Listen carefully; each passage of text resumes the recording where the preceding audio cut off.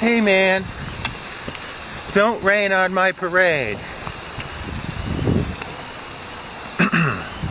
Excuse me? You heard me. Don't rain on my parade.